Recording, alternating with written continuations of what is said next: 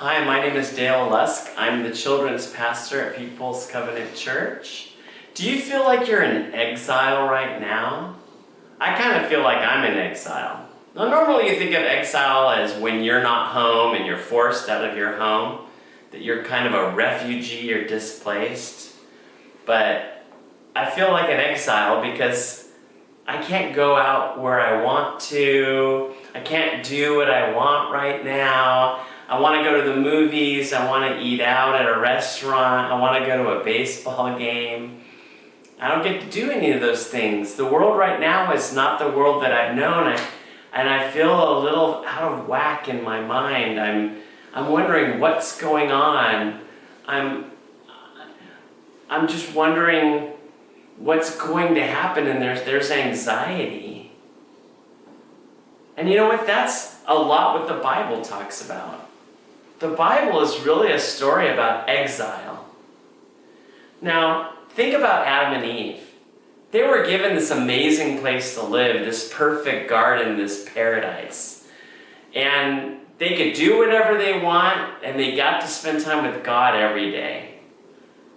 All God said was, look, you can do whatever, but just don't eat the fruit of these two trees, and you can stay here forever. But they ate the fruit. They ate it. And they ended up being exiled out of the Garden of Eden. They were forced out, displaced. And everything seemed out of whack. Everything was different now. They had to grow their own food. And suddenly the world was full of sin, and there was murder, and there was stealing, and there was selfishness, and the world became broken. Became so bad that God brought in a flood.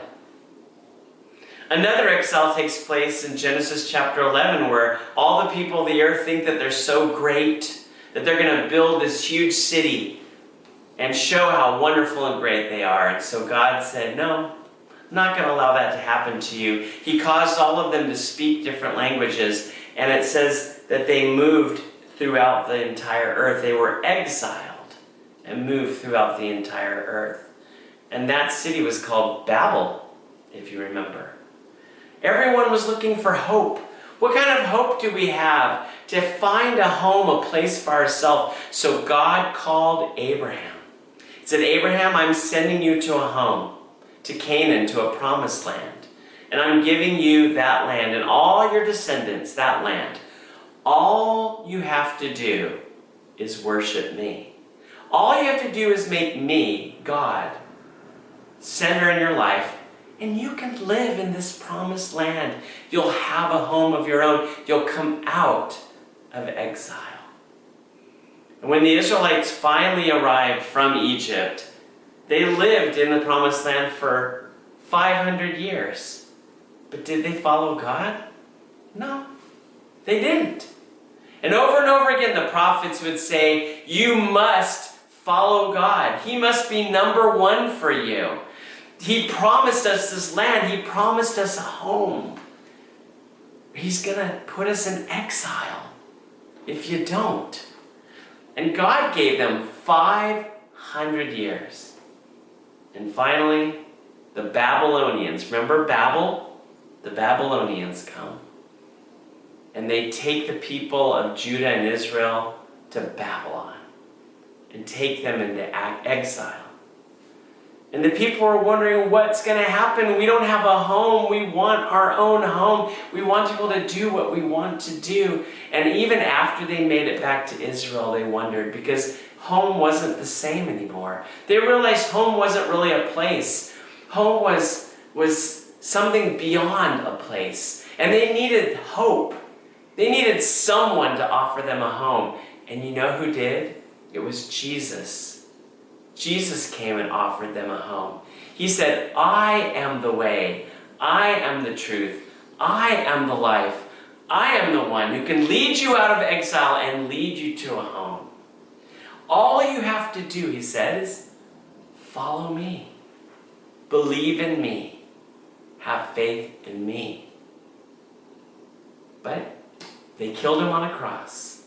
And Jesus himself went into exile on our behalf. Do you remember when Jesus said, my Father, why have you forsaken me? It's the first time that Jesus had ever felt a disconnection from God. It was the first time he was forced out of paradise and to know what it felt like to be separated from God our Father. He felt the exile. He lived out the exile. But because he was God, he was able to defeat that exile. And now he offers us a home. He offers us a place to be. The early Christians understood that their home was not here on earth. This is not their home, but their home is in heaven. They are citizens of heaven. This home is full of self-centeredness and people who seek power, people who hurt others, pain and suffering and death. They called themselves the wanderers. The early Christians called themselves the wanderers. People without a home, because the true home was the one that Jesus was preparing for them. The Bible says that there will be a new heaven and a new earth. That is the hope that we have, the new home. So while you sit in your home, but you're still in exile because of this pandemic, we don't get to do whatever we want. We don't get to go experience our world, eating out and being with friends and family and all the things we've come to expect. And we feel a little out of whack. We wonder what is going on. Take advantage of feeling that way. And remember, this world is not our home. Heaven is our home. Jesus is preparing a place for us. And all we have to do is believe, to follow, to have faith in him. And we will come out of exile, and we will come out of pandemic, and we will be citizens of heaven.